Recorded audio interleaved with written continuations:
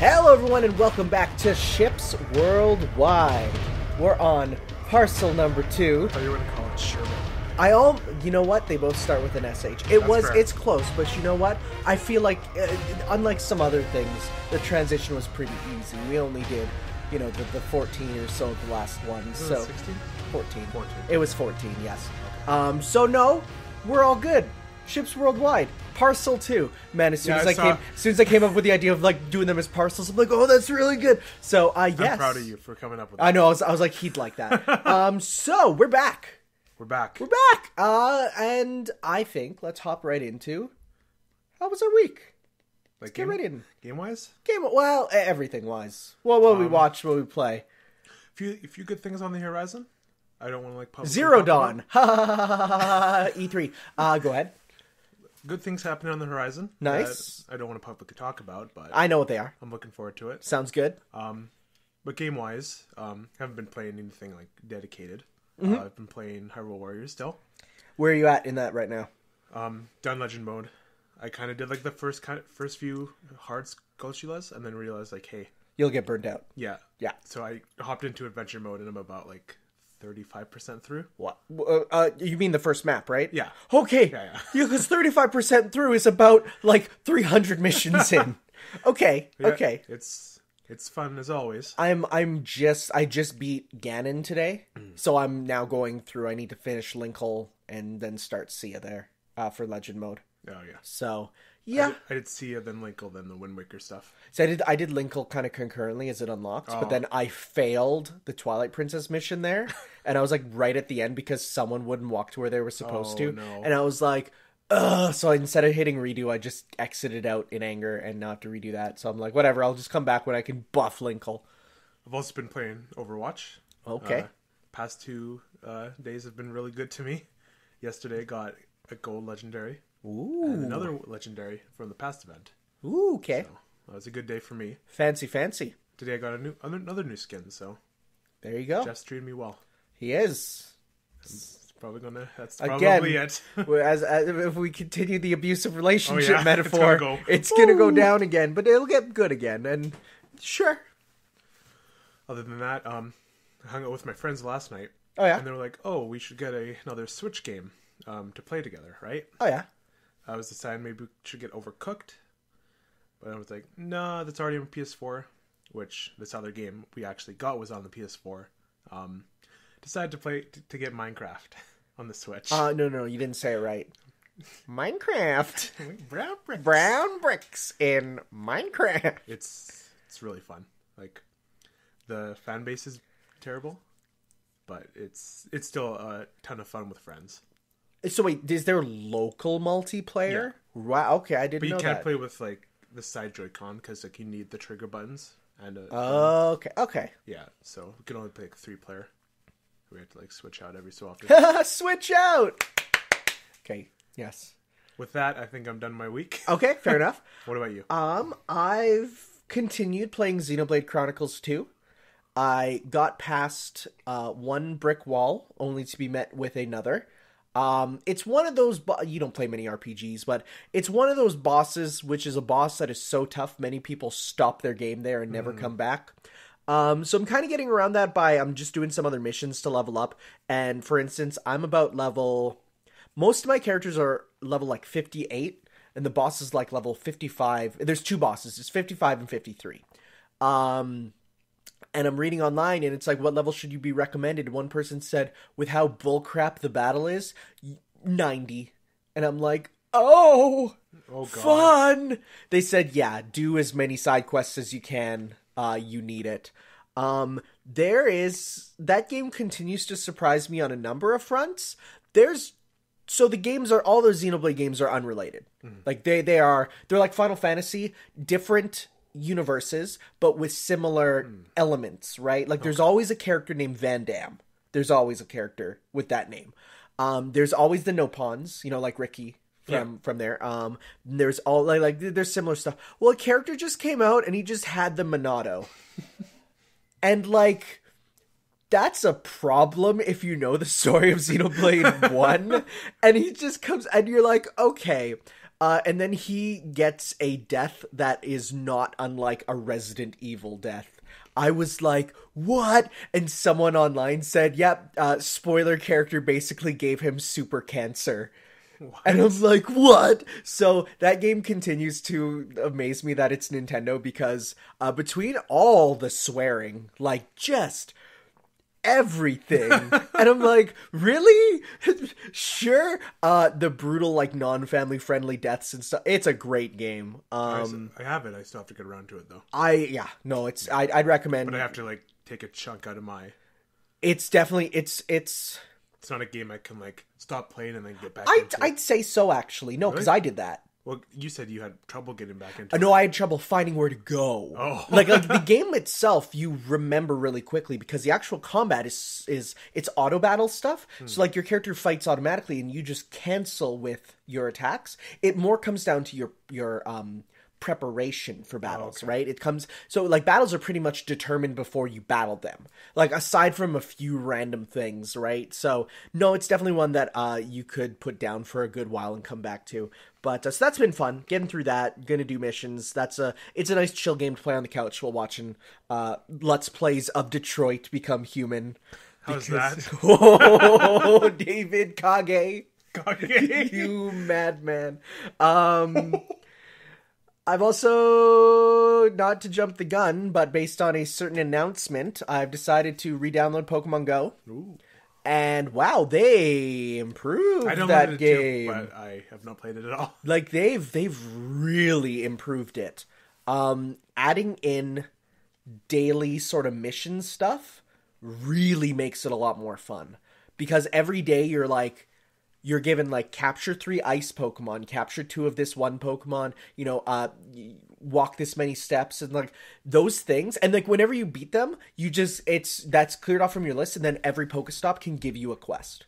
So like it makes you want to play it, which is really cool. Good. And there is a story progression type thing because there's 2 types of missions. There's field missions, which are just like your random missions each day, right? But then there's the mythical ones, which is basically leading along to get a Mew. So you have to do like these story missions, and there's actually a 3D model of Professor Willow now who comes and talks to you, and like when I reinstalled it, the guy like talked to me. Yeah, and right. The button was there. Yeah, so it's really interesting, and you do those quests, and it's kind of leading you along the main story to get Mew. So that's really cool. Also, they added Gen 2 and 3 Pokemon, which are Gen like 3 now? Oh yeah, Gen 3's in there, which are like really, really much better. So like Nosepass is a better design than anything from Gen 1. Ooh. Let's be honest here. Look, Nosepass, you know Nosepass, right? He's a little rock Pokemon with like the red nose. It's kind of like, I love Nosepass. Nosepass is so good. Oh, him. He's awesome, right? Yeah. He's awesome. He's pretty cool. I love Nosepass. So that's cool. Like, but right now there's one of the events going on right now is there's 2. One, Alolan Exeggutor is everywhere, so you can't stop getting him. And number 2 is that there's all fossil Pokemon everywhere, so you can get a lot of those types of guys. And I actually, because there's less people playing, I was able to get a gym. Okay. Which was really cool. And it was only until like I got it yesterday at like 7 o'clock. I went for a walk in the morning to go get the gym because I saw it was my color. So I got that, but then like it lasted all the way till like almost exactly a day after. And then someone got it. But I have another gym, and so it's going. So it's like I'm actually playing the game like properly, which is cool. Have you come across any like people yet that are playing it? One person. That's still good. That's more. Well, it's funny because I've never seen someone actually playing it out in the wild. Like really, like in recent times. But then like I go out the morning of and there's someone playing it. It's like, well, there you go. No, it's still cool. All leading up to that. What else? Let me just see here. Nothing too much else. I've been doing just a lot of chilling on the couch and playing. Oh, right. No, I played the Mario Tennis demo. Oh, yeah. Me too. Oh, I forgot to talk about that. That's a fighting game. That game's a fighting game. Hard. You have mix-ups, you have meter management, you have cross-ups, you have mind games. And so my one friend was like, he was like, I always thought back in the day that the sport closest to a fighting game is tennis.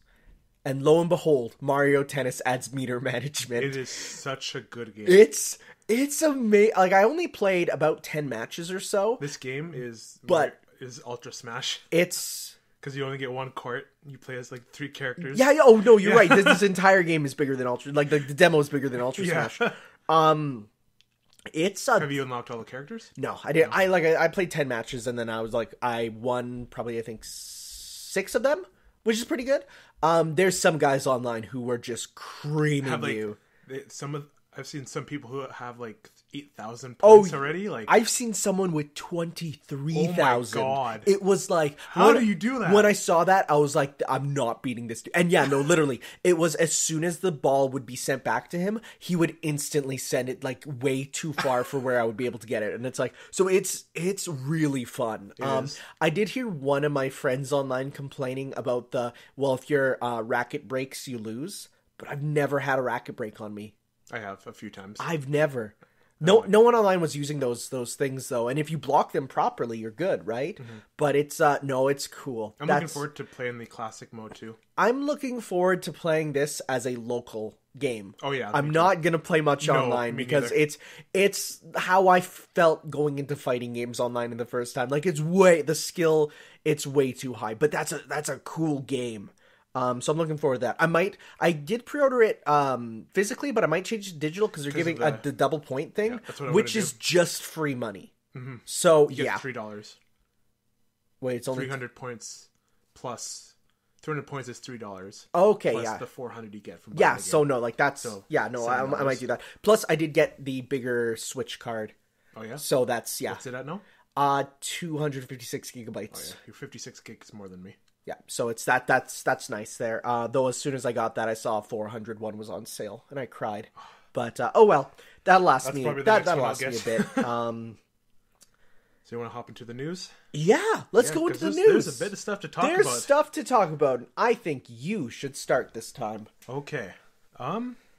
So biggest news story West-wise of the week, yes, I think, is the announcement of Fallout 76, or as I like to call it, Rust 2. It's actually not. Wait, it's not that? That's a misreport. Oh, really? Well, no, that was the rumor someone put out like months ago that someone said the next Fallout game is Fallout 76 and it's going to be a Rust clone, and people didn't care. And then it was announced that that's the title. So then it's like my friend Valley, who's like a huge Fallout fan, said like, "Oh, the franchise is dead if they do this," which they're not. I think. You think? Do we have anything about it? All I've seen is someone's back with 76 on it. Have you seen the trailer? No. It's basically reminded me a lot of Fallout Shelter, the mobile game. Oh, like, console wise, because there's just shots of inside the shelter, and like people almost building stuff. Huh. Okay. But apparently, it's going to be like a traditional art Fallout game, but with multiplayer elements in it. Huh. Yeah. Okay. So, I mean, I played Fallout 4, but I kind of just played it for the base building. Okay, yeah, no, fair enough. I've also played Fallout 3, but I was like, Bethesda RPGs, like back then, I wasn't like really into, but now like, I'm more of an RPG guy, thanks to you. Yeah, but that's a WRPG. But yeah, yeah. So I gotta think about it sometimes. I'm like, do I actually like this genre? WRPGs are very hit and miss for me. They are, yeah. You know the stupid thing I did? What? I was playing Fallout 3, and then at a point I started moving really slowly, and I'm like, what's going on here? Were you encumbered? Yeah. I hate that about WRPG. That's like what. It seems like I want all this gear, but I can't have it. You know, like that's such a thing of like WRPGs where it's like. It tries to be more realistic, which I get why people would like that. But like, I want to be able to hold like 900 swords in my pocket. Like, come on, like Link. Yeah, right. Like, I love endless pockets instead of what's that? One too many items. I guess you're gonna have to get rid of some. Die. Yeah. So we'll see more on Fallout 76 at E3. Okay, that's confirmed. Yes. Okay, nice. Which kind of means they're probably not doing a Doom 2, which is unfortunate, but that'll happen. It'll happen. It's just not this year. which would make sense with Rage. They wouldn't want to cross-pollinate, right? Yeah, there's a lot of games they're covering this year, unlike last year. Uh-huh. Yeah. Oh god, last year was bad. We'll get to that a bit more in our bonus freight episode where we talk about E3 a bit more. But all right, so Japanese news. Dark Meta Knight is coming to Kirby Star Allies. Do you know anything about the difference between Meta Knight and Dark Meta Knight? He just has like a bigger eye. Okay. That's true. He does have the scar over his mask there. But he's actually, he's the mirror world version of Meta Knight. Okay. So he is a separate character altogether. He's like the alternate universe counterpart. So his only appearances were first off in Kirby and the Amazing Mirror, which is like the best Kirby game ever, and people don't like it because it's a Metroidvania style Kirby game, which is the coolest thing ever, but people don't like it, which is dumb. He was just kind of a recolor Meta Knight, so there wasn't anything too crazy. But then he was brought back as a bonus boss in Triple Deluxe.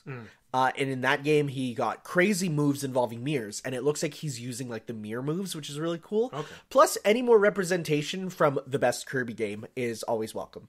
So I will take that. Triple Deluxe? No. Robobot. Amazing Mirror. I thought you liked Robobot the most. No, well, okay.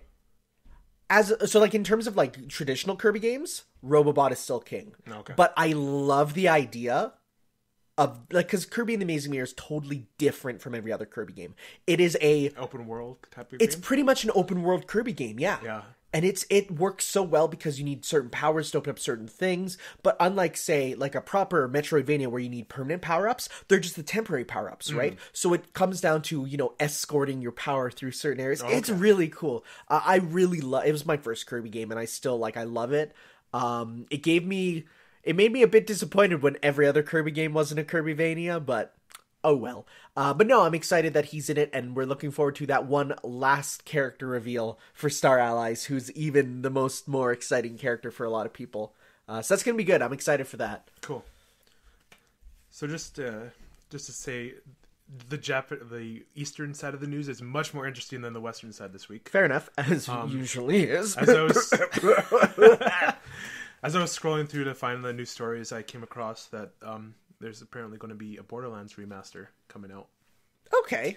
Yeah, like the original one. The second one's already on PS4. Oh, I didn't even know that. You know what? Those games, any game with like an art style, it's so much easier to up-res because it's just, the art style's still good. You just gotta make the textures cleaner, right? And honestly, I think I prefer the first Borderlands to the second one. I think most people do. Yeah.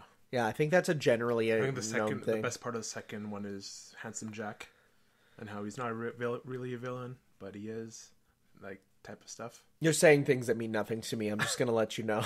Why it's rumors because the Korean Game Ratings Board has rated a title called Borderlands Game of the Year Edition, as reported by Gamatsu. Okay, fair enough. Man, that Korean board is really bad for game. Do you have anything else for the Korean board there? No, that's it. Okay, well they also leaked that Fortnite is coming to Switch twice. Oh, that's a new story of mine too. Well, yeah, was that through? Is that giant leak that? Well, no. That's a different one. But way before, this was a month or 2 months ago. They rated Fortnite for Switch. Oh, was it the Walmart one? No, this was even before the Walmart one. There are so many leaks. Fortnite for Switch has been leaked months. There's in the Fortnite game, and I only know this because of my students, and I don't care about Fortnite. There are textures for Switch assets, literally labeled Switch assets. Okay. It's so known. I'm going to remove that story from my side. It's the worst kept secret of the Switch. It's really obvious. And yes, and there are people who are complaining about it, but let's be real here. We wanted third-party support. Now you're complaining. Even if it's not the game for you, and it's not the game for me, let me tell you, because it's popular. But it's popular, and that would get people to buy Switches because then it's a portable version of Fortnite that's not on a phone, right? So that's huge. I thought you look down on your phone for a second. No, although I need a new phone. My phone's in my pocket. I'm getting a new phone. Nice. So I'm going to not get an iPhone. Because take a guess how long I can play Pokemon Go on my iPhone. 20 minutes? About 40. So, and then that's from 100%, I go down to about 20. Wow. Yeah, it's bad. Jeez. So, yeah, no, I'm getting that changed All out. right, let's talk about some Mega Man. No, that's not next. Oh, sorry. Just wait. I just see this and I'm like, oh. So, there was new footage from One Piece World Seeker, the open world One Piece character action game, and Luffy can swing like Spider-Man through cities, and it looks so cool. Imagine Spider-Man, but with stretchy arms and air dashes. Oh, no. It looks really cool. The bosses, like, it looks like it's taking from Spider-Man PS4 for the swinging and like the movement, a little bit of Breath of the Wild for how the bosses are just like in the overworld and stuff, and just roaming around, which is really neat. A little bit of like Metal Gear with like the stealth and like when you can put up your arm and aim it like a gun, and he can punch so fast it works like a gun. Oh my god! So like you just aim and then, and and because his arm is stretchy, he will instantly like shoot his arm at you and retract it. Like, it's super cool. So it's like taking from all these different games, and it looks really neat. So like this is like a big budget One Piece game. When's this coming out? I don't know. It's Japan. You never know. Okay. But sadly, no word yet of a dub. There has not been a dubbed One Piece game in literal decades. But oh well. Okay. My turn? Your turn again. Okay. So, another game that was kind of announced in like the way that Fallout 76 was announced. Assassin's Creed Odyssey was announced. I don't think it can ever reach the same levels of Assassin's Creed Galaxy. But let's be real. Assassin's Creed Sunshine was pretty good. Oh yeah. Yeah. Was that the fourth one? That's obviously the one in Egypt. Oh, I love that. Oh, that's hilarious. What a wonderful title timing wise. So this game was leaked like every other damn Assassin's like, Creed. This is Walmart again, the leakiest franchise ever. Every single one has been leaked. Oh yeah, you're right. Fourth one, Black Flag was leaked. Unity was leaked. Syndicate was leaked. I think one of the ones that was the sequel to 2 was also leaked. I think like 3? Revelations. Or Brotherhood. I don't know. One of them. But with Odyssey, it is set in Greece. Yeah. That's literally all we know. Wow, so they're taking from Mario and God of War now. It was leaked, so Ubisoft was like, you know what? It exists. I think that's a good way. Well, because they just tease it then, right? Like they didn't do a blowout. They're like more at E3. Yeah, I think that's a decent way to do it. Instead of just saying no, be surprised. Still, it's just like no, it's real, and we'll give you info later. I think that's actually a really good way to go about it. If it does get leaked, mind you, Japan will never do that. That's such a Western thing. Japan, they stick to their guns on making sure secrets are secrets, and if they do get leaked, it is you say nothing, right? Mm-hmm. And then it's act surprise later. So that is one thing I will say about the Western world.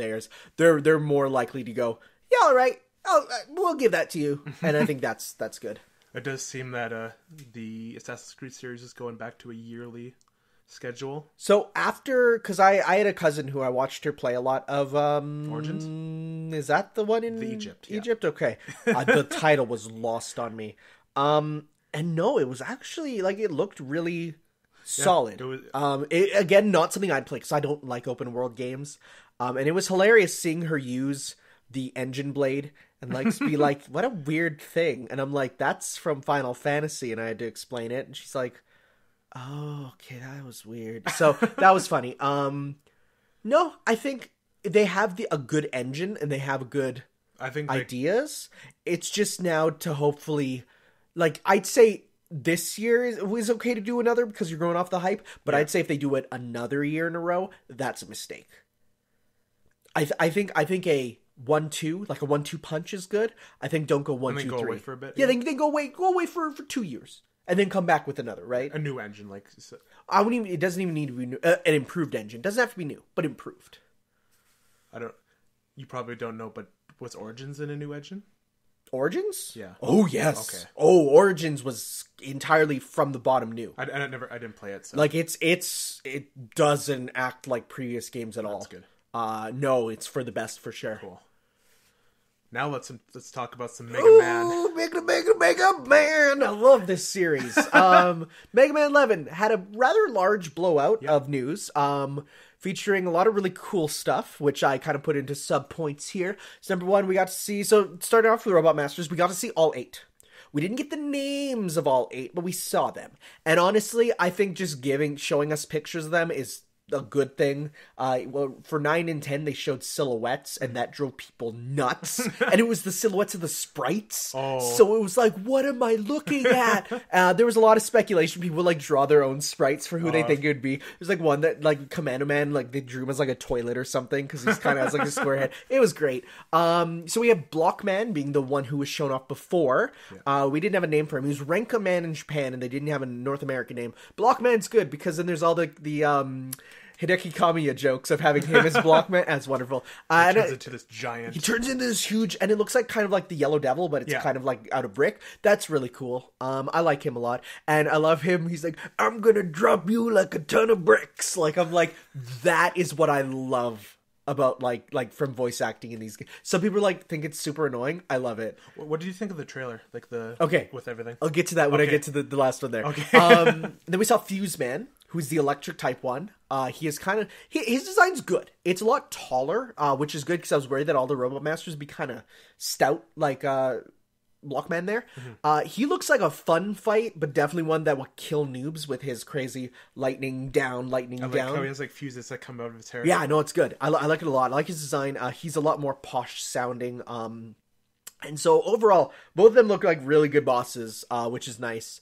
And then the rest of the bosses, they're just going off like how they look.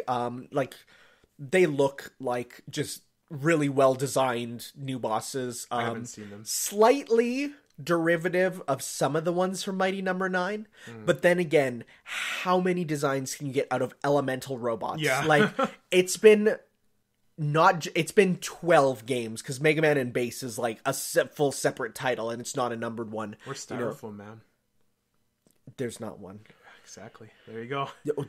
There was almost a Glue Man. Hire me, Capcom. There was almost a Glue Man. He was just glue. He was a tub of so so that's cool. I think we should talk about the collection instead of just the amiibo. Yeah, sure. Sounds good. So there is a collector's edition coming out, which does include the amiibo in North America. Which, what do you think of the amiibo? Oh my god, it's so good. It's so good. Now, it's very clearly what someone said is they took like the Smash Bros design for Mega Man and said, that's good.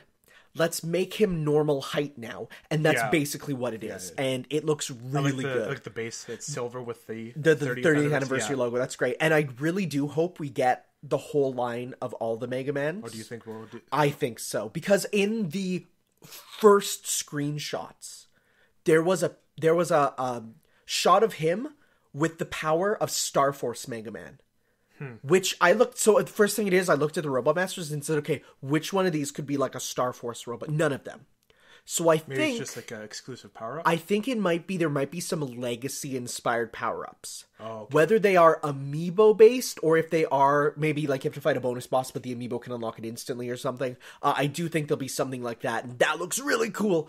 Other thing that comes with the amiibo edition. Yeah. Exclusive to EB Games and GameStop. Yes. Which is interesting. Only in North America and Japan and Europe. It's just you just get the amiibo separately. Oh, okay. Yeah. Comes with a cleaning cloth with the Robot Masters on it, I believe. Yeah, it's the level select screen. Yeah. What else? Stickers. Stickers. Yeah. Yes, showing off a few more designs. High quality stickers, they called them. Yeah, they throw them in there. Yeah. It's fine. But yeah, we both got a copy pre-ordered. Yes, yeah, no, I'm super excited for that. And then finally, let's talk about the trailer itself here. Yes. So there was English voice acting, which I listened to, and I was super pleasantly surprised with how who they picked and how good they sound. It's not the same voice actor as Dr. Light in Marvel vs. Capcom Infinite, which I think is probably for the best. His new voice actor does sound good. The voice of Mega Man is Ben Diskin, who is one of my favorite voice actors. People might know him as young Xehanort from Kingdom Hearts, Shoutmon from Digimon, number 2 and number 1, I think. Number 1 and the British one, and then the fat one from Kids Next Door, codename Kids Next Door, and Haida from Agretzko. So he's an anime voice actor essentially. He does a really good job. He's one of my favorite voice actors from like the up and coming voice actors right now. No, he's kind of perfect. Dr. Wily's voice is good. I kind of want to go back to the dumb German Dr. Wily a bit because I do still love like the old cartoon. Dude, if you don't know the old Mega Man cartoon, it's interesting. It's like, I am Dr. Wily and I am this mad scientist. You know, it's like that. We don't have that, but it's a good voice for him, going with what they did in Powered Up there. And fun fact, English and Japanese Rush the dog has different barks. Meaning they dubbed the dog. I hope that means we get a talking Rush, like in the North American cartoon, where they just gave him Scooby-Doo's voice. And it is the most amazing thing to see, Ruh-roh, Mega Man! It's like, it's something else. Overall, and I guess there's the double gear system too. Yeah. Which I think is, and it can be turned off. Oh, cool. So they showed off the, so I guess I'll say, for those who don't know, then I'll go to the other thing. You get 2 powers with the double gear system. One lets you slow down time. The other lets you overcharge your weapons, but there's a meter that if it gets full, you take damage. You can use either of them or both of them at the same time. I think it's going to be mapped to probably like L2, R2 as like powers. So like left for one, right for the other. It looks really cool. But they showed off the difficulty select screen. There's 4 difficulty levels. Easy mode, where bottomless pits you don't die from, you just take damage, you get pulled up by Beat the Bird. Oh, okay. Remember Beat the Bird from Smash Bros? Yeah. So you get pulled up by him. Enemies do less damage and there's less knockback, which is a big thing. There is regular mode. There is original specs mode. So it's the same game as normal, but he can only use powers from the original Mega Man games. So no double gear system, and no, there's like, I think there's like another thing that's like new. I don't know, maybe he won't be able to charge his buster or something. You have to slide for gameplay, but like it's original spec, so we don't give Mega Man the double gear system. Lends itself to replayability. Oh yes, and then finally there's a hard mode. Yeah. So like there are the 4 different difficulties there, which apparently have different kind of storylines kind of to them with like little bits and pieces. That's cool. That's cool. So no, this game looks rad. It looks so good. At first, I wasn't too sure about the graphics, but now when I see they touched them up. They touched them up. They doubled down on the kind of flat shading to make it look way more cell shaded, and it looks really good. Oh yeah, and it's only a $30 game. Cool. Which for the length of a Mega Man game, like it's pretty much a high indie game, like in terms of length. Yeah. I think that's perfect. So yeah, and I decided to try playing Mega Man 1 to get into the spirit. Woof! Without the rewind button, that game is not fun. Mega Man 1 is broken garbage. That's tough to pick up the Legacy collections. It's good, but man, Mega Man 1, not as good. All right. Back to you. All right, so the PlayStation Plus games for this next month have been announced. I'm not going to cover the Xbox games because who has an Xbox? I don't have them here actually. So well, yeah, but none of us. Who has an Xbox? All right, so for the PS4, it's going to be XCOM 2. I'm actually excited to play that. You want to try it out? Oh yeah. Oh, it's just Mario and Rabbids, but serious. And the other one is Trials Fusion, which is actually a really good game. Oh yeah, no, that's a great game, and definitely one that like you can never have too many bike games on your console. For PS3, it's going to be Zombie Driver HD. No, I don't know anything about it. Me neither. And Tom Clancy Future Soldier. I heard those games are pretty good. Shoot game. It's shoot game. And then for the Vita, long live the Vita. Just kidding. Atomic Ninjas and Squares. Oh, Vita means life. And that's all I have. Hey. Oh, wait, that's it for your news period? No, there's one more story, but I think we can combine these next 3 stories. Yeah, we can definitely combine these 3. So there was the big Pokemon conference. Oh, man. This is like the main story. It's kind of a big main story. Yeah. With a couple of announcements. The first one was they came out and showed off Pokemon Quest and said, hey, So we've both played this game. Yes, so they showed it off, and my initial reaction to the art style was, oh, Minecraft. And then I looked closer, I'm like, no, it reminds me more of Katamari. And honestly, I do still like the art style. I know some people rail on it because it looks, cubist minimalist, but I really do like it. Apparently there's a reason they're all cubes. Well, yeah, because it's like you're on Cube Island or something. Oh. Yeah, it's not that deep. Okay. I do like how it looks. Other than that? And then they released it right after, which, hey, and it's free, but it's free. To start. Well, not even just, it's... Yeah, it is.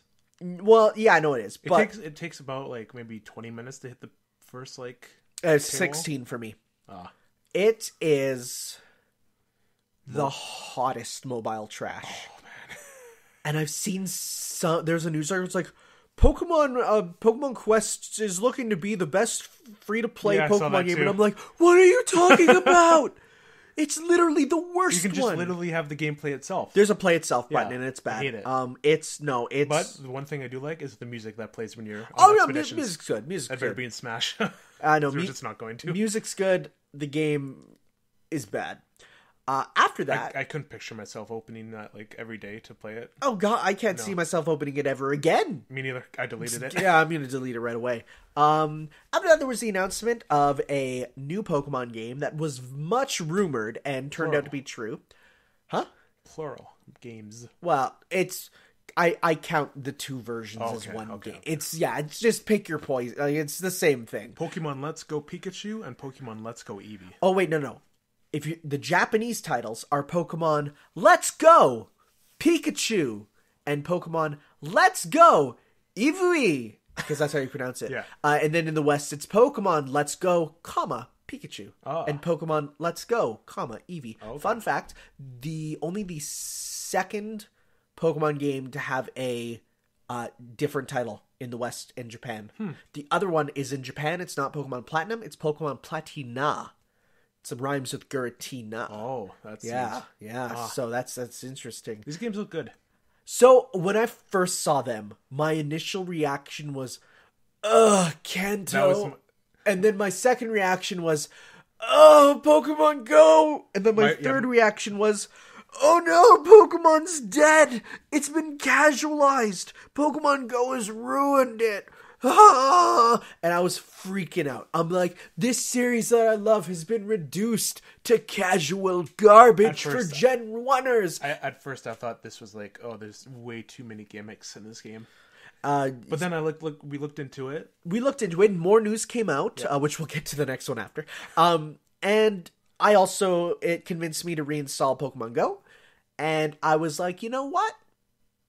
Nah, I'm okay with it. In fact, I'm gonna let's play it because I'm excited to sort of see how they reinvent Kanto, which is honestly still a super boring region in my eyes. But to see how it works out, and maybe with the less random and this is the first core RPG, not core, but Pokemon-like experience. It's confirmed that it's not just a spin-off. It's going to be a spin-off series where they will run it concurrently. They said the best way to say it is this is the new Super Mario Bros. To the 3D Mario games. Okay. So this is... I actually like that. This is new Super Mario Bros. So it will continue to release on its own. They're the new remakes. Yeah. Yeah. Well, they will do... the 3D games will be the new generations, which will release at the same time because they don't compete with each other, right? And so people said this is more of a sequel to Go than a new Pokemon game, right? Yeah. So as time went on, I definitely warmed up to it more. I'm looking forward to seeing what they do.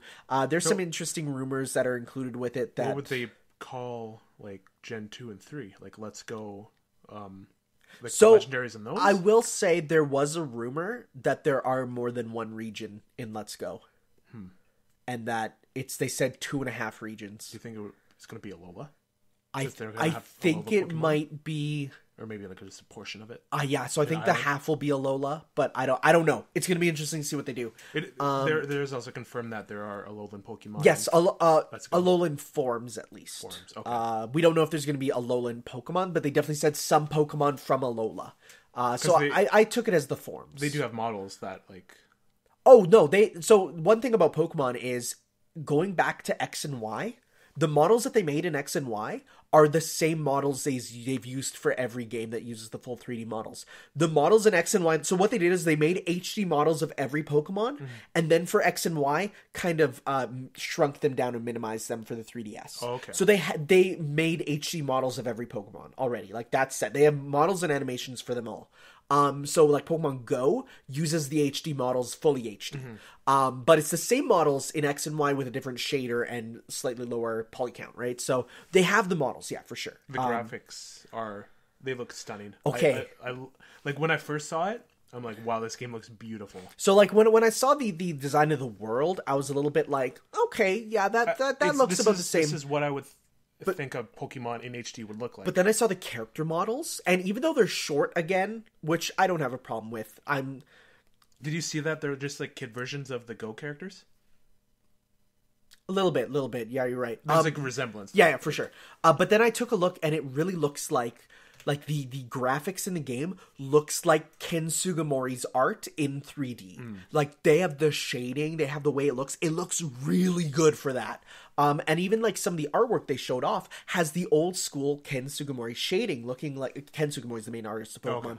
Okay. It has his old style, which looks really good. So no, I've gone from hating it to being actually pretty excited for it. I went from being skeptical, I can't speak, that to really excited for this game. So I'm looking forward, but here's the question. Pikachu or Eevee? Eevee. Gross, Pikachu. It's got to be Eevee. But here's the thing. Pikachu's so tried and here's tested. the thing. They confirmed that your partner cannot evolve. Yeah. So, Eevee is a Pokemon who's made to evolve. So, but... Eevee's the cutest thing, though. But you did hear about that one thing, though, right? There is one brand new Pokemon in it. Yeah, I was just about to go into that. So people think it's going to be a normal type evolution. You don't think it's going to be the first Gen 8 Pokemon?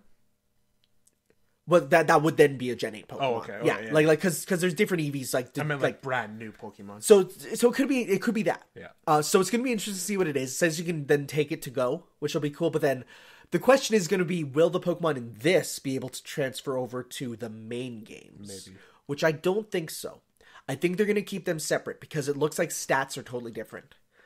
This game uses the same combat power CP as Go, so that doesn't correspond to stats like in Pokemon, right? So it's going to be interesting to see what they do. Another interesting thing is that your Go Pokemon will be able to go into Let's Go. Only into a park, though. Oh, okay. Yeah, it's only in Go Park. It doesn't. You won't be able to use them. You'll be able to interact with them and probably, I don't know, get some items and stuff with them, but no, you can't transfer them to your team. If someone had like the entire Pokédex. Yeah, no, they confirm that you can interact with them and you can do stuff with them, but they don't. Okay, they're not yours good. In there. Yeah, that's good. Yeah, because then of course you'd be done right away. Yeah. So it's interesting. And then of course there's the Pokeball accessory. Oh yeah. So what do you think of it? Initially, I was like, that's kind of dumb. And now I'm thinking more, that's dumb in the fun way. It's kind of like an evolution of the Pokewalker. Yeah, for sure. The 3-hour battery life... It's kind of but I honestly feel like that's just them saying, like, a minimum amount. I feel like it'll last... Maybe it's 3 hours of being on. Probably maybe like 5 to 7. Like, I feel like if you... Like, using it as a controller for 3 hours, because then it's always on. Yeah. But, like, if it's on your bag, it's not on. It's like in a rest mode, yeah. Right? So then that should last a lot longer. Yeah. And that's what I care more about, right? I'm not going to, like, carry with me. But it's kind of I am. Cumbersome. Oh, I am. It's too kind of like... Dude, that's going to be in my belt every day. People are going to be like, what's that? I'm like, it's a Pokeball. I'm a Pokemon trainer. And they're going to say, you are a teacher at the school? You are a adult? And I'm going to be like, I still want to be a Pokemon master. So, yeah, that'll be fun. I'm definitely getting that. How does it work? Is it like just a button? Or is it like an analog stick kind of? No, that's an analog stick. Oh, really? Yeah, the button is an analog stick. Oh, okay. It's a Joy-Con. Huh. Yeah. Like, it has buttons on so it's a Joy-Con. The top button is, I think, A, and then I think on the back there's another button. Okay. So it's kind of like a nunchuck almost. So, isn't it going to be like $80 though? Yeah, but like, is it really? I mean, okay, they worked with Nintendo to make, and they quote, the most realistic Pokeball that has ever been on the market in terms of the size, the specs, even how it feels when there's a Pokemon inside. Yeah, because it has the HD rumble. So on it. that That makes it worth it, I think. would spend the money for. Although I am looking for, and it has the wrist strap on it. I am looking for. Oh yes. I thought it was just like a lanyard, like a. No, it's a wrist strap. Oh, I didn't know that. I am so looking forward to seeing videos of people not using it and throwing it right through their TVs. That's going to happen. It's literally shaped like a ball. That's going to be wonderful. So, before we move on, the most important detail: these games are coming out in November 16th. Yes. And I want to kind of deviate on that a bit. Okay. Because if these games are coming out in November, this means that Smash Bros. Is coming out earlier than that, I think. Since that holiday. Didn't they release Smash Bros. Alongside Omega Ruby Alpha Sapphire? Or am I thinking of something else? I think of something else, definitely. There was something that released the same day as Smash Bros. That was a big... Smash Wii U. Yeah, I'm trying to think, but I don't... I remember because they called it like Pokemon... Or they called it like Nintendo Day. You think they'd be crazy enough to release Smash and Pokemon Let's Go? Oh, yeah. No way. Yeah. No way. I'm not saying... No, I'm not saying it's like it's definitely going to be on that date, but I'm saying I don't think that gets rid of the possibility of it being near that date. But this adds, like, credence to the fact that that Smash Bros. Might be released alongside the Nintendo Switch Online. Yeah. We'll see. Which is in, like, August or September? Well, I mean, we'll know next week. Oh my god, we'll know next week! Okay, and then finally, last thing for that, they did announce that, hey, don't worry, if this isn't your cup of tea, Pokemon Gen 8, which they said will be more in line with, and I quote, X and Y. Or you think it's going to look like Let's Go, or is it going to be like... Oh, I think graphically it's going to run on the same engine as Let's Go. Because, like, yeah, like, why would it not? I want them to make it look different enough from Let's Go, though. Well, no, I think it's going to look like Let's Go, but they'll have more properly sized humans. That would get parents confused, though. Be like, what's this one? And like, dude, there's already, when you go into stores for Pokemon, there's 8 of them out for the 3DS, and they're all full price. That's fair. They're all full price, and like fair. like it's not even like games where it's like, huh, which one's the new one? Well, this one's $60, this one's $40, this one's $20. So it's like, no, literally, you go in there, and it's like, here's Pokemon Diamond for full price. So you're saying Pokemon Company doesn't care at all, dude?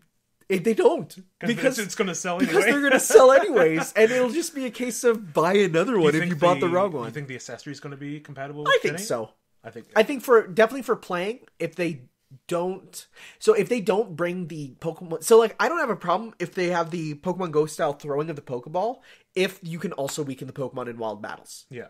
I think that's actually really neat. I think that'd be a really cool way to put them together. If they don't have it as a gameplay feature, I think there'll be a mini game that uses it for sure. Did they say when Gen 8's coming out? Like 2019? 2019, early they confirmed. 2019 or late? No, they just said 2019, okay. But I'd be betting Q3 or Q4 even. So when do you think we'll see like a full reveal of this? Same time next year. Really? Yeah. Okay. For sure. So that looks good.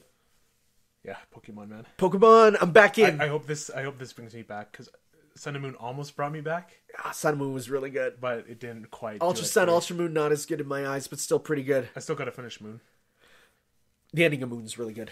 Okay. Enough Pokemon.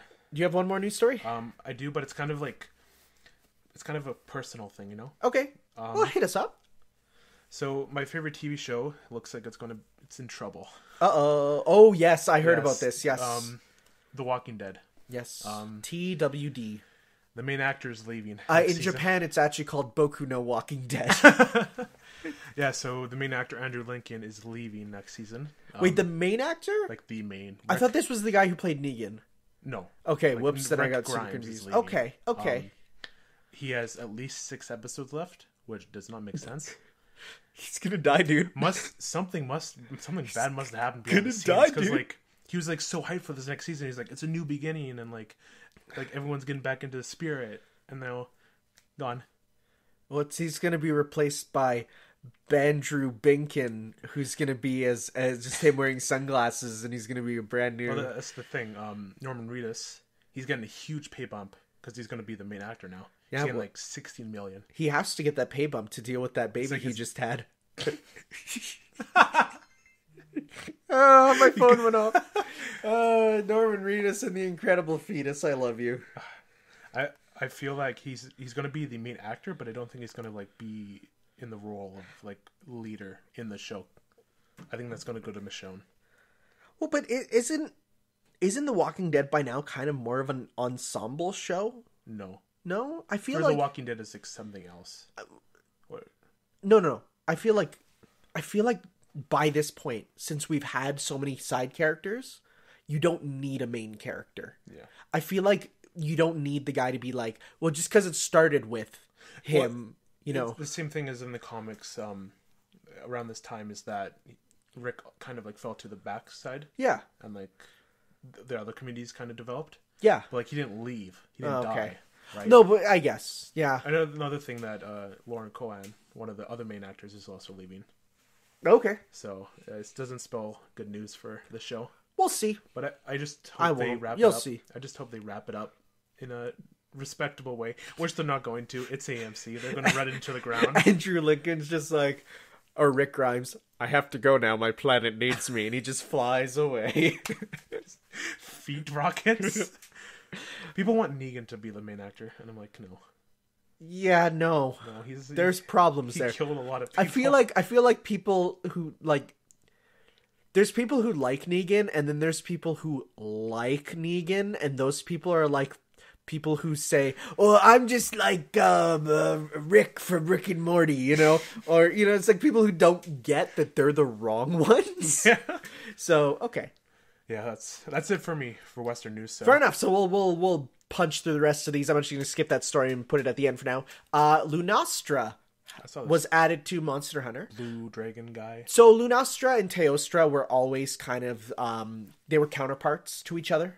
So when this game was announced to only have Teostra, people were like, "That's a bit weird," because they're usually together. And yep, they added an update. It's basically the female version of Teostra. Do you know who Teostra is?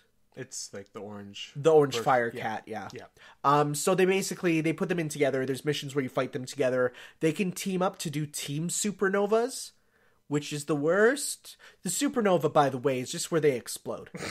And it's they just fly up and explode, right? And that sucks. Because they will roar sometimes before, leaving you stunned. Oh, and no. then yeah. It's so bad that there's a arena mission where you fight both of them. The explosion takes up almost the entire arena. Holy crap. It's pretty tough. Is this going to make you go back to play it? Not yet. No? I'm definitely going to come back once a lot more is in, and probably when there's the big update.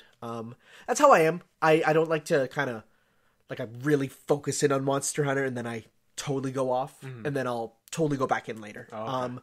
So no, it's a good addition. Apparently, it's the toughest monster in the game now, which is good. In the trailer, I saw Lunastra and the other one, Teostra fighting Devil Joe. Yes, that doesn't look good for Devil Joe. Nope. And they don't like these. They're like Rathalos and Rathian, where they don't have any turf. Like even though they're on the same map, they won't have turf wars. They will work together to kill you. Oh, that's terrifying. Oh yeah. Especially because they're both elder dragons. So. That's cool. I'm still looking forward to seeing what else they bring to the table that will be new. I'm feeling like we'll get an announcement of a big update at E3 or something. Oh yeah, I think so. So that's good. That game's still good. Play that if you haven't. I do recommend. It's my second game of the year. It's really good. Yeah. They announced Maxi in Soul Calibur VI. Yawn? Yeah. Okay, so they are announcing the characters in the most boring way possible. They'll just throw up a trailer, which would be hype, but every single character, aside from Gerald, or Zasalamel, who's the black guy with the scythe, who's like kind of newer, and because this game's a remake of Soul Calibur 1 and 2, right? Mm-hmm. So they're putting in they're showing off these old characters, and you're like, yep. That's sure the character who's been in every game so far with pretty much the exact same moveset. Like, there's no hype to it.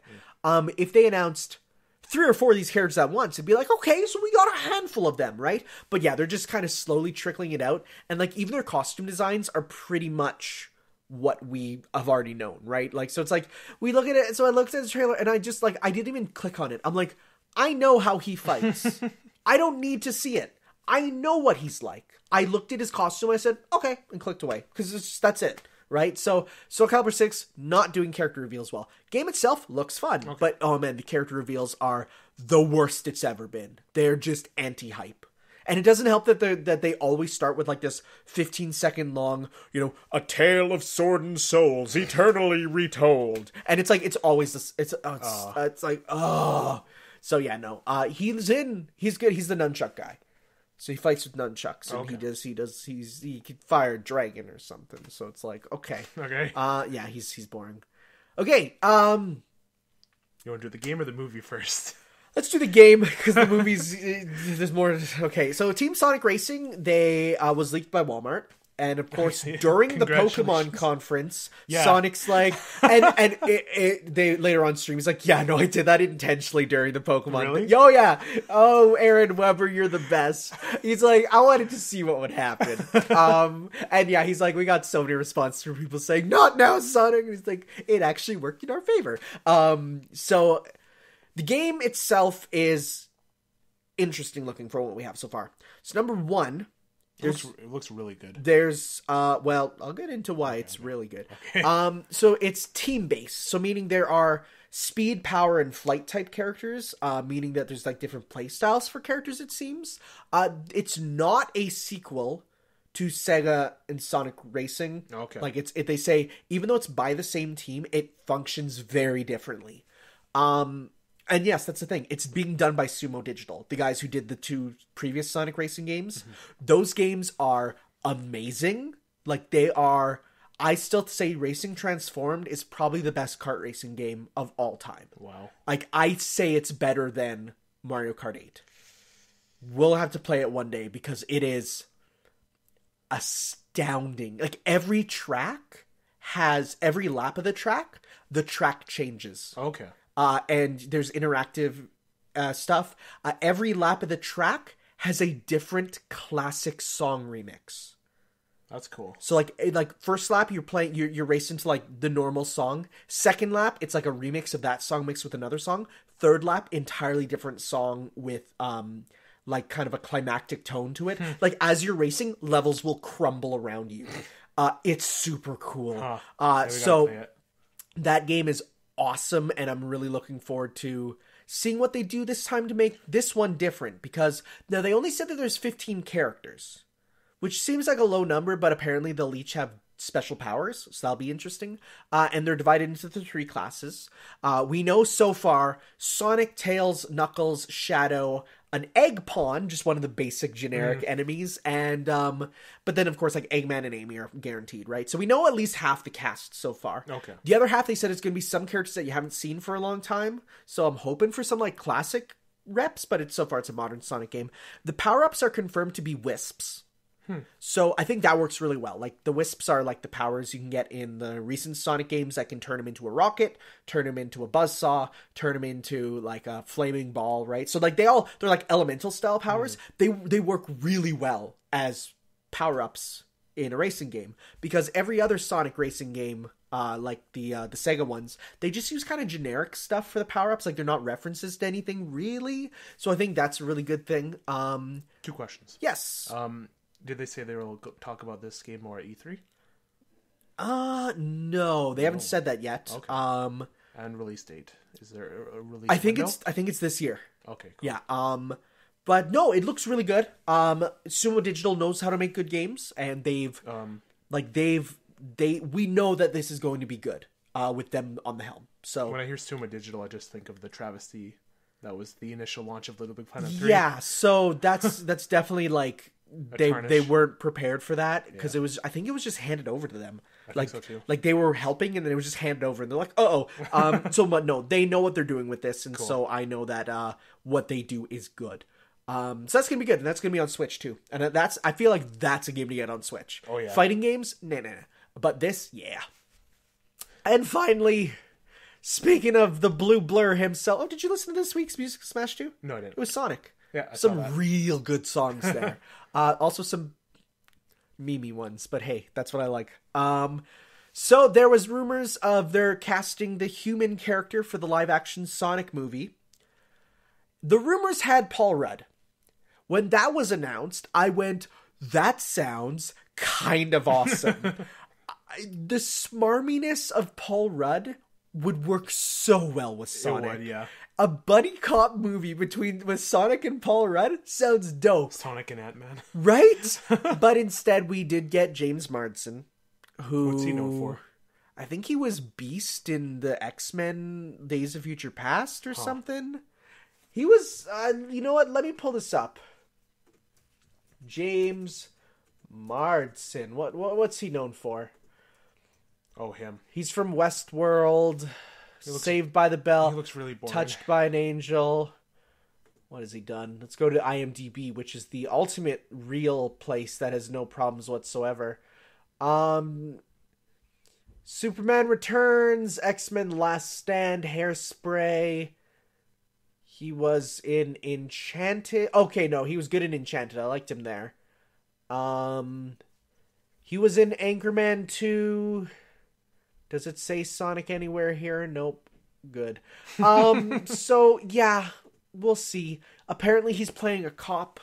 Sonic befriends a cop in the movie, which is like, why would Sonic, the most smoke weed character of all time, ever be with a cop? You have high hopes for this movie? It's gonna be bad, but it's gonna be the type. I'm more worried about the Sonic movie than I am the Monster Hunter movie, which is that's understandable. That's going to be I feel like the Monster Hunter movie is going to be like stupid fun because it's by Paul W.S. Anderson. Yeah, of I Employ My Wife in Every Movie. Also, Resident Evil has zombies fame. That's going to be like that one's plot is. Monsters are invading New York and a man gets sucked into a portal to the Monster Hunter world and he's destined to be the monster hunter. Like, it's stupid, right? Yeah. This is going to be more groan worthy, I feel, where it's going to be like I'm so like worried. Smurfs? It's literally by the Smurf and Chipmunk team. No. Yeah, and it's live action CGI hybrid. Well, I'm so worried it's going to be like it's going to have Sonic whipping nay-naying, and it's going to have him doing the Thanos, the Fortnite dance, and he's going to it's going to be bad. I'm definitely still going to see it though. And that's it for the news. The news is now finished. Nappa has destroyed the news. Yes. He's destroyed the entire news media. I've been listening to a podcast. Before we go, I just remembered. I'm listening to a podcast, which is, Giant Bomb, right? Yeah. It's two members from Giant Bomb who, after playing the Dragon Ball Z fighting game, have decided to, being anime virgins, watch Dragon Ball, and each week they recount what happens.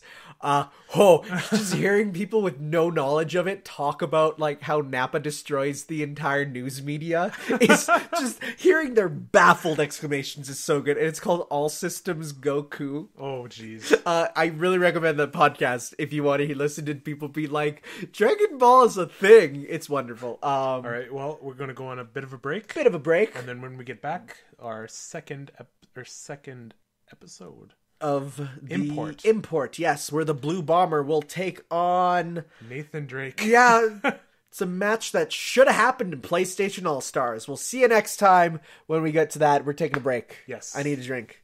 Ciao.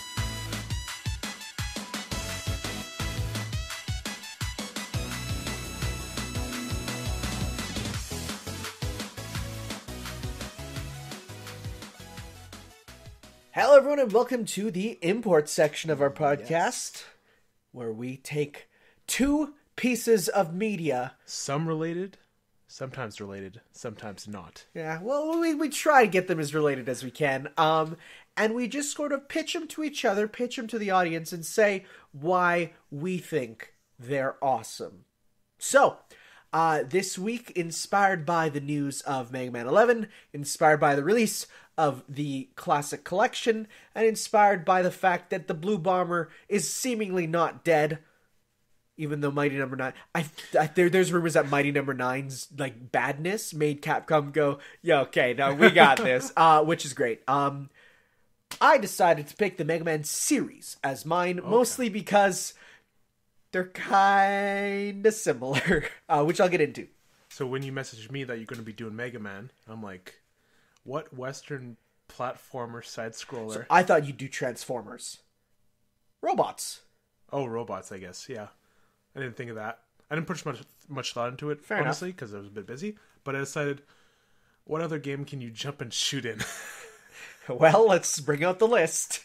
And I thought, why not talk about one of my favorite games ever, Uncharted 2 Among Thieves. Okay.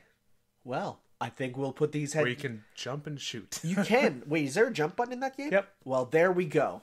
They're the same! So yes, for those of you who don't know, the basic format is we give a brief explanation of what they are.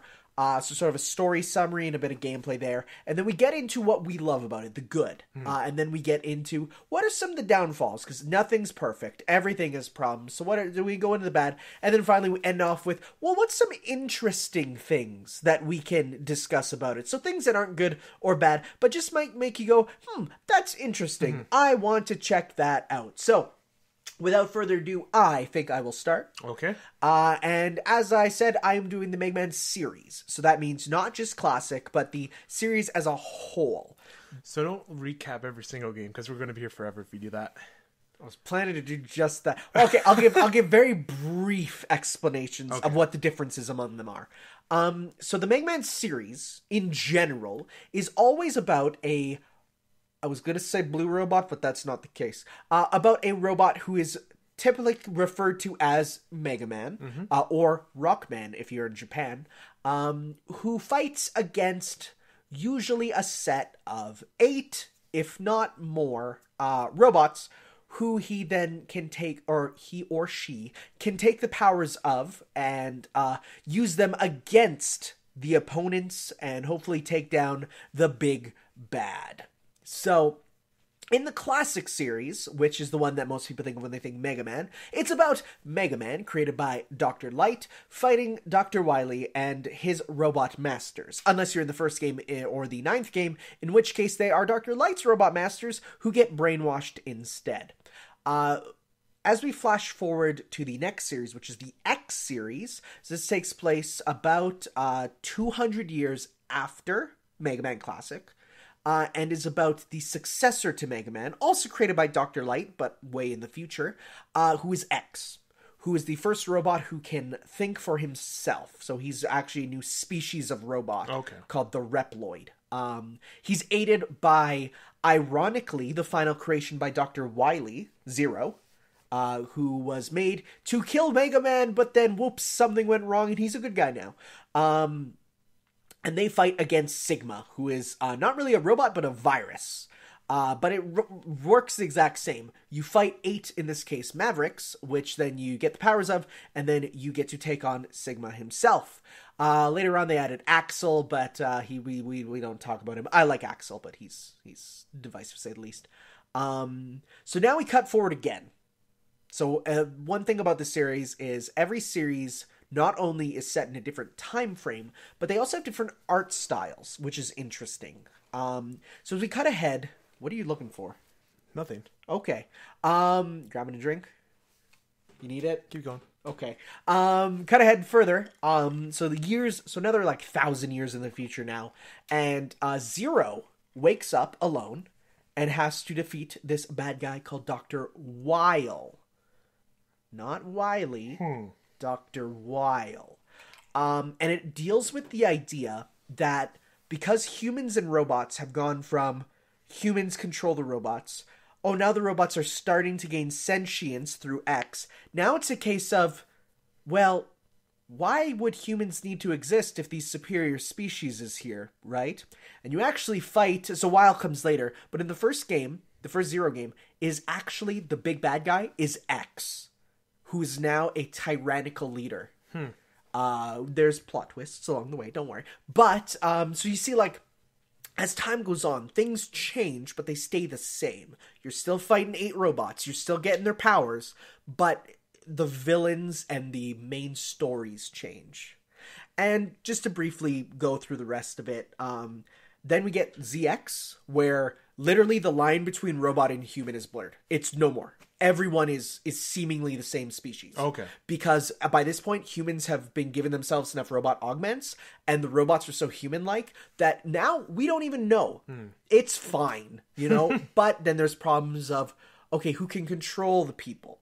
And then it's kind of like Power Rangers now, where you get, like, it's humans who can transform into Mega Men. Or in 2 cases, Mega Women. But they still call them Mega Men, which is a bit weird. And so that's kind of the last game of the main timeline. Aside from them, we go ahead, I think it's like 20,000 years in the future, where the world is destroyed. That's where we get Legends. Okay. And they've actually forgotten that they're even robots at that point. They've gone from, you know, so we had separate species gone into, now we are, you know, checking to see what we are with each other. We're the same species to, we've forgotten what we even are. And it's treated as a big plot twist that, spoilers, we're not human. So that's really cool there. And that one's a little different. That one doesn't have the power collecting and stuff. But for the most part, they all deal with this idea of one character, usually aided by a small female, like Roll, or Alia, or Roll, fighting a bad guy, Wily, Sigma, Wile, you know, and getting the powers along the way, and it's a constantly retold story. Now, there is the alternate universe, though, where instead of, okay, Dr. Light created robots, right? What if Dr. Light created the internet instead? Oh. That's where you get Battle Network. Okay. It's literally, what if instead of going to school for robotics, Wily and Light created the internet? That's where Battle Network comes from. That's neat. So it, like, the world works the same way, kind of, but it's slightly different because it's a focus on the internet. And that's where you get Battle Network and then Star Force in the future, where it's, okay, but what if the internet was Wi-Fi? So that's about, you know, a brief overview. I could have given a very in-depth timeline, but it's a brief overview of the story of the Mega Man series and how they're all connected. And even though they're all very different in terms of characters and art style, they're all still connected. They all take place in the same universe? There's except Battle Network? There's arguments to be made about Battle Network. Like some people say, yes, you can say that it's just an alternate timeline in the main one. Some people say no, it's an alternate universe entirely, right? But I think it makes way more sense that it's just an alternate timeline instead of an alternate universe. But no, they all do take place in a very linear timeline. There's only one potential break in the timeline where it's mostly they didn't plan for something. It's like, we don't know if X5 was supposed to be the last X game, and they wrote 0 thinking about the ending of X5, but then X6, 7, 8 happened. So there's arguments that 6, 7, 8 command mission are different. It's complicated. But for the most part, it's all one linear timeline, yes. Okay. Cool. All right. Tell me about this Nathan Drakeman. All right, so Uncharted 2 is a game. It's the second game in actually more than 4. About a 7-game franchise. Are you counting the card game on the Vita? No, I'm counting like Lost Legacy and okay, fair enough. All those. Why I chose the second one specifically is I still consider it the best one. Yeah. Because for the original Uncharted, it was kind of like set on an island. These games are kind of like your typical like Indiana Jones style adventures. First one was set on an island. Second one is like such a step up in terms of like story, graphics, gameplay. It's like a globe-trotting adventure. So there's Nathan Drake. He's going to search for the lost treasure. Marco Polo's lost fleet. Okay. Which got lost. It brings like together parts of like real history and gives their own twist on it. Okay. So he goes like to find Marco Polo's lost fleet, and they come across like your typical Indiana Jones villains who somehow get there before. Oh, as usual, yeah. In terms of gameplay, it's some of the best like third person action shooting kind of stuff. Give me some questions. Okay, well, we're starting with mostly the explanation of the story. So, walk me through what happens without getting into spoiler territory. Just like get me through what are the main. So the game starts on a derailed train. Nathan Drake is hanging off the side of the train, about to fall, and he has to climb back up. And once he gets up, he finds the key. It's a key, Marco Polo's key. It's like a dagger.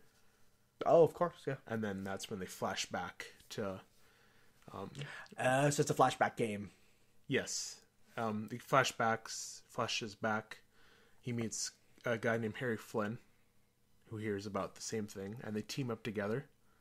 But then eventually, he betrays Nate, and then they're on their own separate paths. And then this warlord named Zoran Lazarevich, he's just kind of like one-note villain who screams Nathan Drake's name every time he sees him.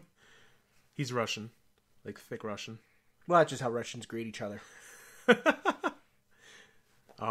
Sorry about rushing to conclusions. Sorry. I thought of another pun and I thought I could put it in. And then they go they traverse from Italy, to other locations, to Nepal, to the mountains in Nepal, meet other characters. Then they end up in the lost city of. I haven't played in a while, so the names are escaping me. But giant gold city. El Dorado? No. Another gold city. No, it's not gold. It's just another lost city. Okay, fair enough. Yeah. Okay. Yeah. Okay.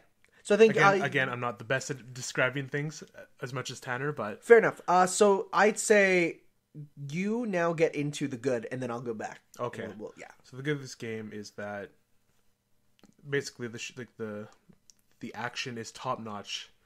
Like some of the stuff that happens is like mind blowing. An example is you're in the streets of, I'm not sure what city it is. There's the big Humvee in like this tiny alleyway that's like coming to like run you over, and you have to like run and like shoot behind you.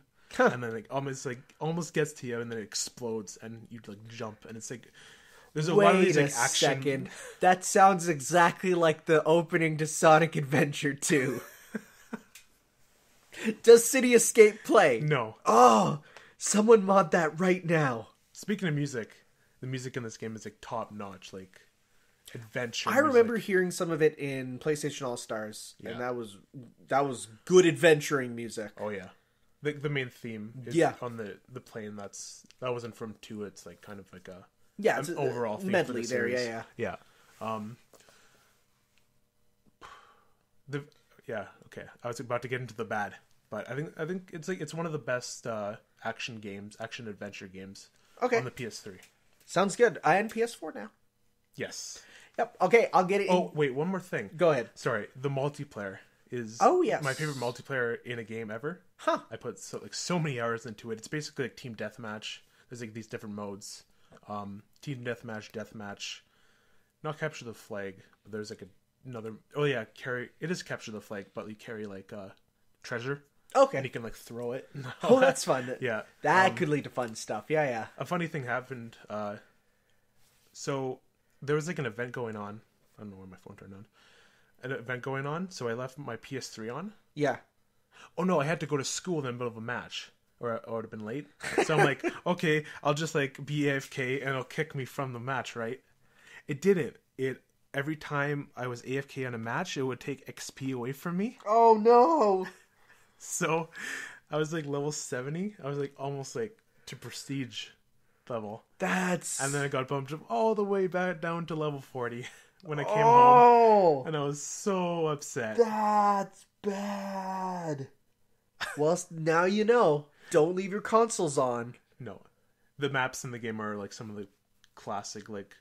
This is like Halo to me. Like, okay. The memories of, like, I know the map layouts, I know the characters. You can play as freaking Marco Polo as a skeleton. Well, okay, that's awesome. Yeah. And then, like, other skeletons with, like, glowy eyes. Oh, that's so good. And then you can play as just, like, the normal grunts and all that. Oh, I do love that. I love that a lot. In the next game's multiplayers, they had, like, loadouts you could, like, equip. But I like in Uncharted 2, you just start with an AK-47. And then all the weapons are spread across the map. Oh, so it's like Halo 2! Yeah. Yes! So then there's, like, in the Lost City map, there's, like, an RPG in the middle of the map. Oh, man, I loved playing, like the Halo 2 where the weapons would drop and you know where the good ones are, so you all rush to it. Oh, that's so good. Yeah. That's good. No, that sounds awesome. Then there's a Gatling gun. That takes a while to get going, but once it gets going, it rip through enemies.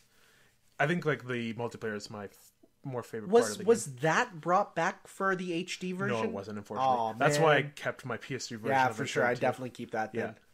Yeah. But yeah, that's about the good. It's really solid. All right, well, I'm going to move on to the good for the Mega Man. So even though it might not seem like it, I actually really love the story of the Mega Man series.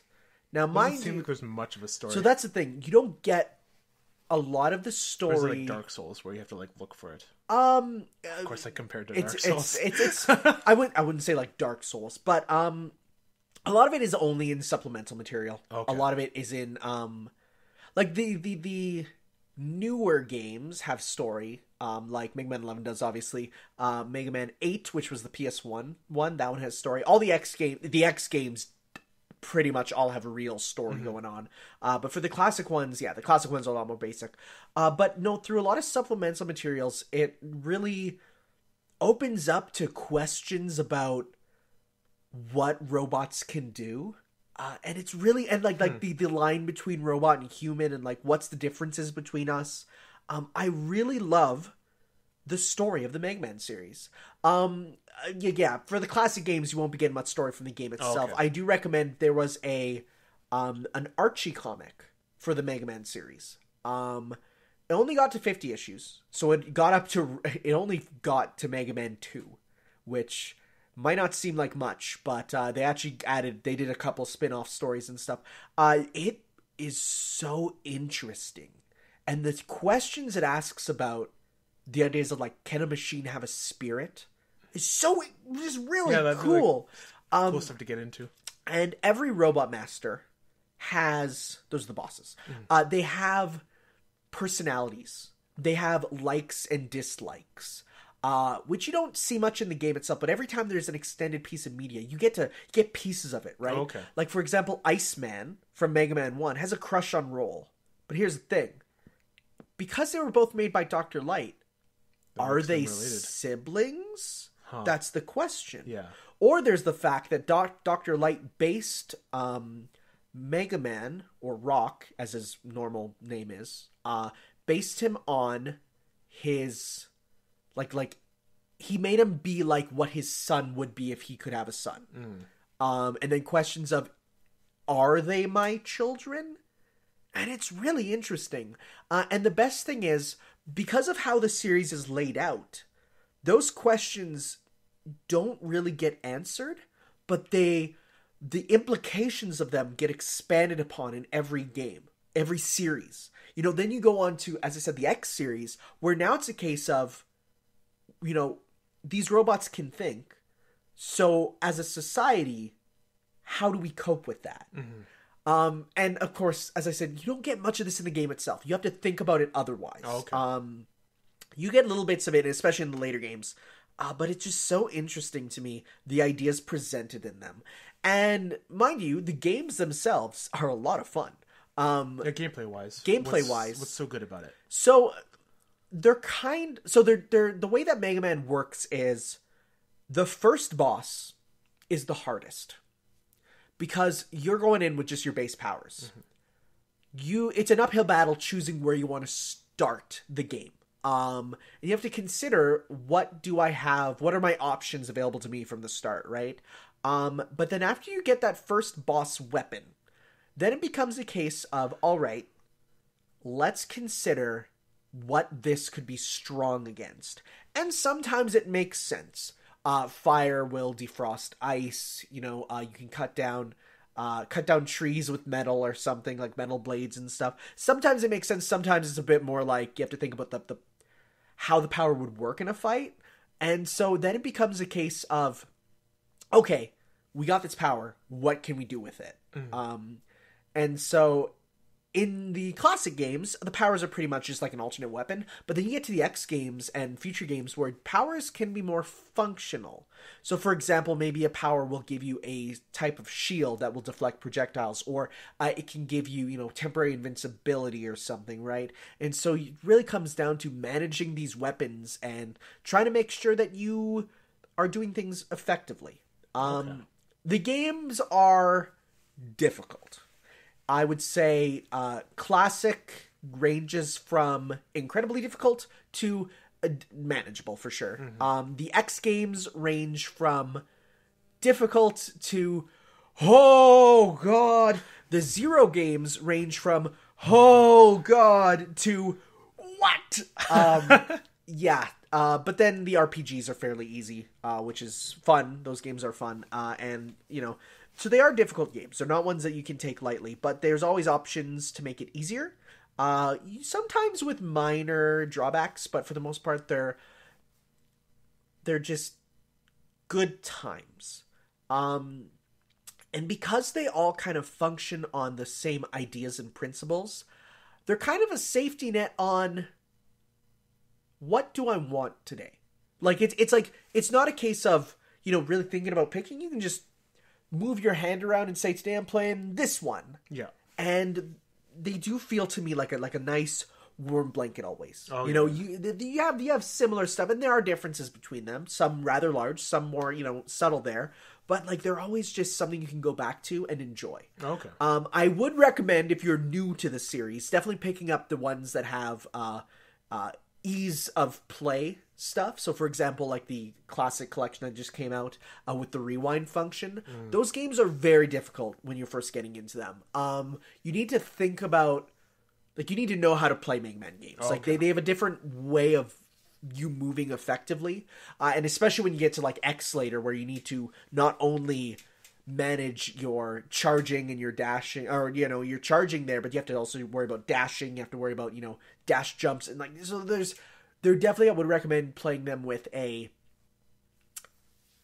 handicap, not a handicap, but a supplement at first, right? To help you. And then once you know how, then you can take that away, but it's tough for new gamers to get into them for sure.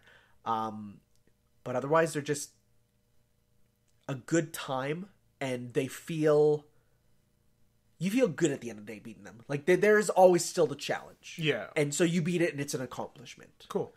So I guess I'll just get into the bad for mine now. Sure. That difficulty can be very difficult. And I've heard some arguments that once you know the boss order, so the order that you use the weapons on the bosses, it can get too easy then. Which I don't agree with, but some people say that. There are many Mega Man games. There's a lot of them. Oh, yeah. There are, in the classic series alone, not counting spin-offs, there are 12 classic games, including 11, because Mega Man and Base counts as one. There are 12, you said? 12, because you have one. Not including 11? No, including 11. Oh, okay. Yeah. So what's the 12th one? Mega Man and Base. Mega Man and Base is kind of like 8.5. Oh, okay. It was 8 was on the PS1. Later, they used the sprites from the PS1 game to make a original Super Nintendo one. So it's on a lesser system, but with the same graphics as the PS1. It's a weird game. That one's also brutally difficult. So yeah, there's in the main series, classic series, there's 12. X has 8 and an RPG. If you don't count the Game Boy games, in which then there's 10. So there's a lot of these games, and running through them all is near impossible. You can, but for one, there are some games that are Japan only, which does suck. But then there's always fan translations in that. There is a lot. Once you play through them back to back, you do get a bad sense of sameness. I would not recommend playing them back to back. Okay. I would say play one, take a break for a week.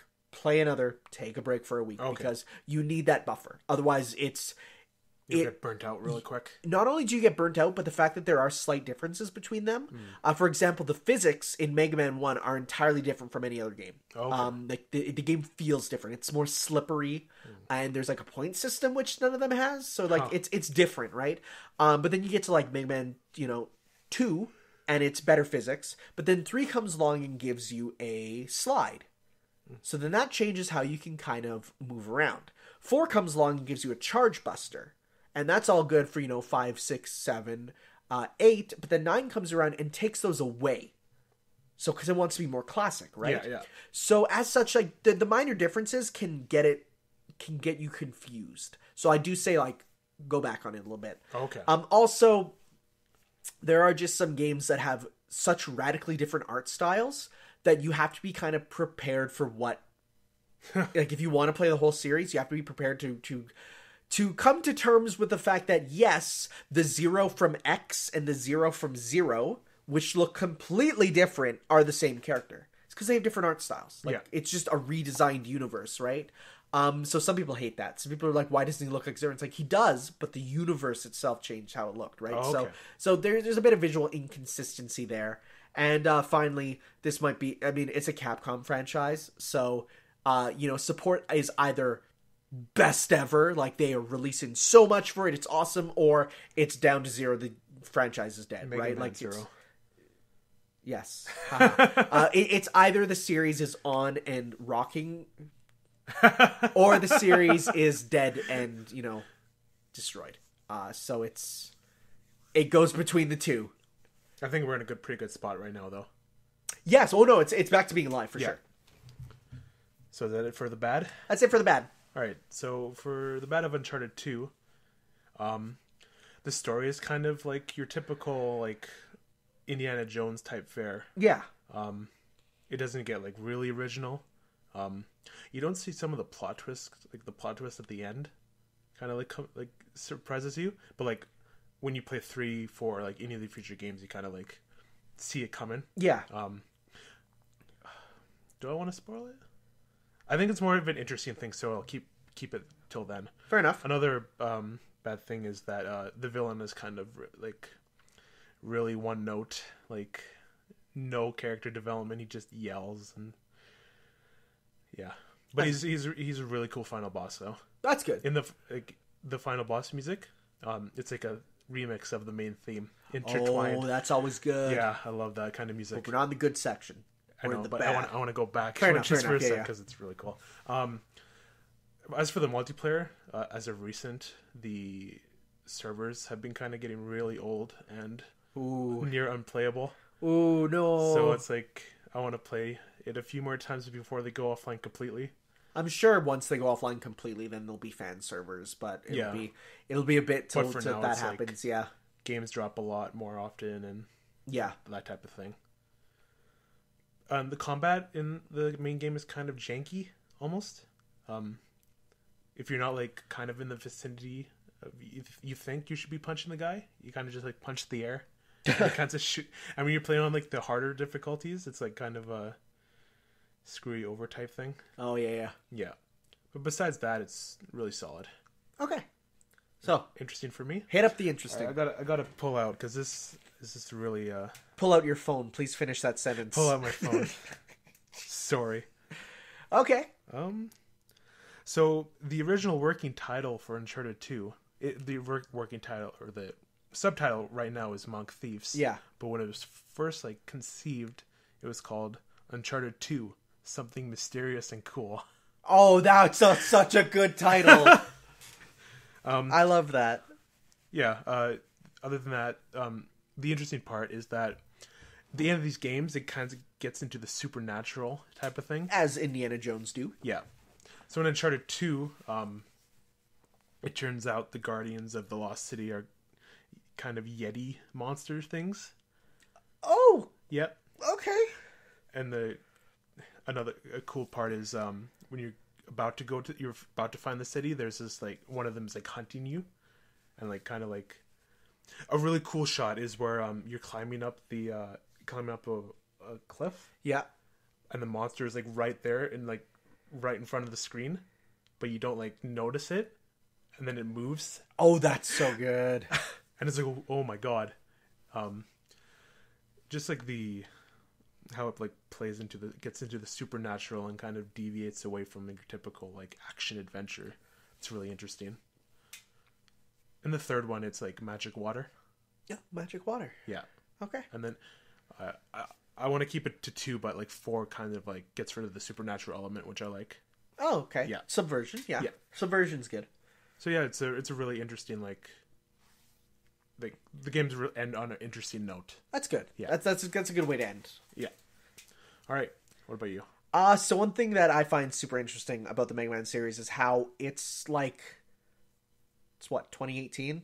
Yes. I would like how I had to check. Yeah. And we're still finding new things about them. There is infamously one secret in Mega Man 9 that we've been told by the community managers of Capcom has still not been found. Really? It is one big secret that they say you'll know when you find it, that to this day no one has ever found. There's Wow. been there was a YouTube, or it was a game trailers show, so now it's not there anymore because the images are dead, called Pop Fiction, that tried to find it, and they actually did 2 episodes looking for it. They tried everything from there's an endless mode where the game just gives you random levels to keep running through. They got up to like 10,000 of them and nothing.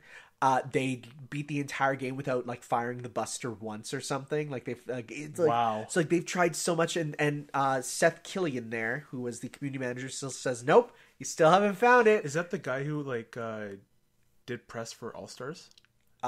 Yes. S-Kill. Yes, Yes. him. Yes, that's him. He was Capcom before. Okay. He's actually the final boss of Street Fighter 4 is named after him. Really? So yeah, fun fact. Huh.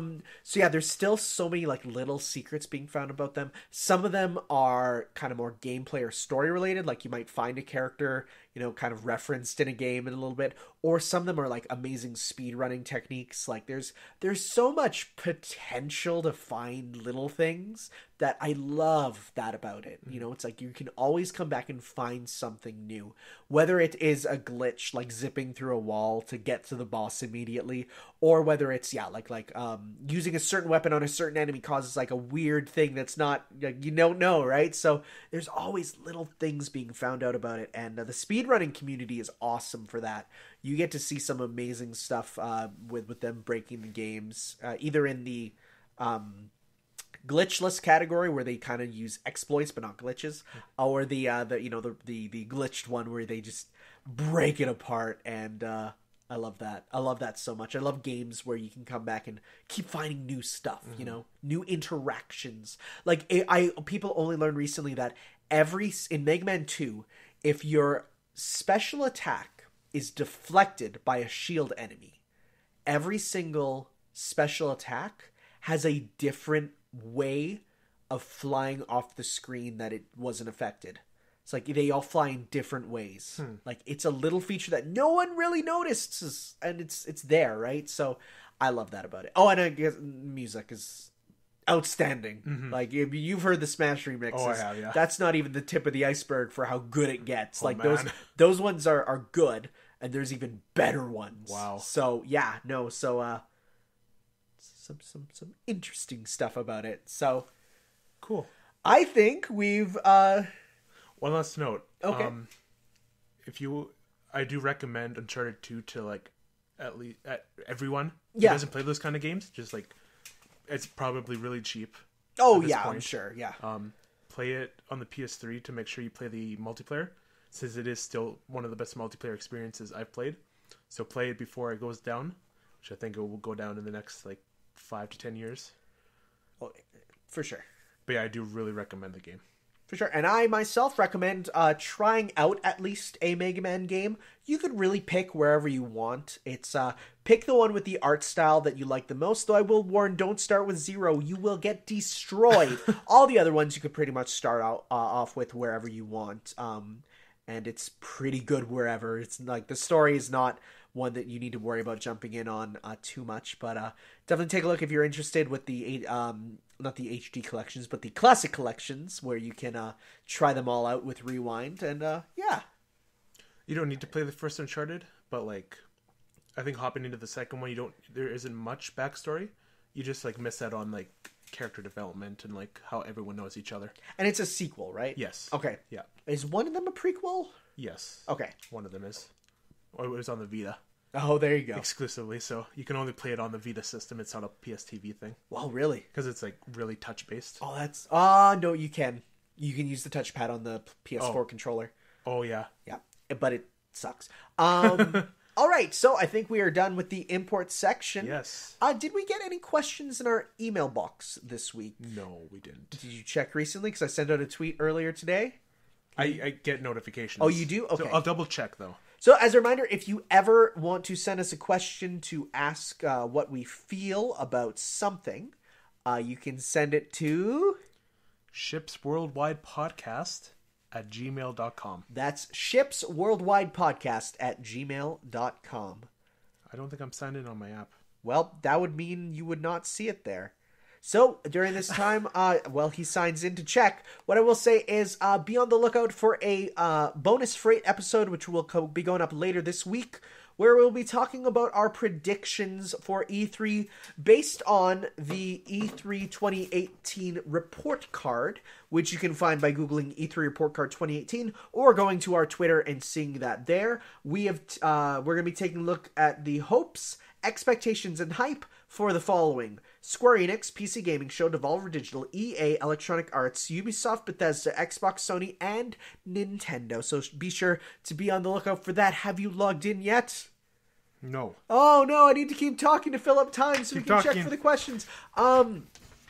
Did you know that the evidence of the Mega Man Legends Reaverbots can be found in Mega Man 03 in a background temple where you look at the walls and they have the exact same eyes as the major enemy from the Mega Man Legends franchise, meaning that the Reaverbots have been underground for tens of thousands of years before they came to the surface, and, well, not really the surface, but came to out of the underground deep levels to fight the diggers in Mega Man Legends. Did you also know that Mega Man in Street Fighter Cross Tekken, the fat, balding Mega Man, takes inspiration from every Mega Man because he himself is a digger, and also Roll is old and hot, and it's weird, and people don't like that Mega Man. What? It's weird. If you haven't seen Street Fighter Cross Tekken Roll, it's messed up. Also, Mega Man Universe is the canceled game that I'm most sad about because it was basically Mega Man Mario Maker, and Mega Man Mario Maker would have been the coolest thing ever. Wasn't there an actual game, though? Like a fan game? That's a fan game. Oh, okay. And it would have featured Ryu, Chuck Green, Arthur, and all these other Capcom characters that you can mix and match with. Apparently, it just died out because they wanted to add a local multiplayer battle mode, and that kind of failed. I don't believe that, but okay. Mega Man Legends 3 will come out one day, mark my words, and I just hope that it's good. Man, I bought a 3DS just hoping for that Legends demo, and it never even came out. Why? Why, Capcom? It's actually probably on KG Inafune. Are you still trying to log in? I'm almost there. Okay. Do you have any questions about Uncharted, by the way? When are we getting the Uncharted racing game called Uncharted? Uncharted. E3. This Yeah, year. let's do it. Is there a reference to Nathan Drake in any game? There's a reference to Jack and Daxter in the Okay. games. That's another interesting thing. Okay. There's like, the collectibles? Yeah. There's the eggs. Strange Relic, it's yes, called. the egg things from Jack and Daxter. And every time you pick it up, you get a trophy in the game. Oh, hey, there you go. Yeah. Isn't The Last of Us canon to Uncharted because of the one news article?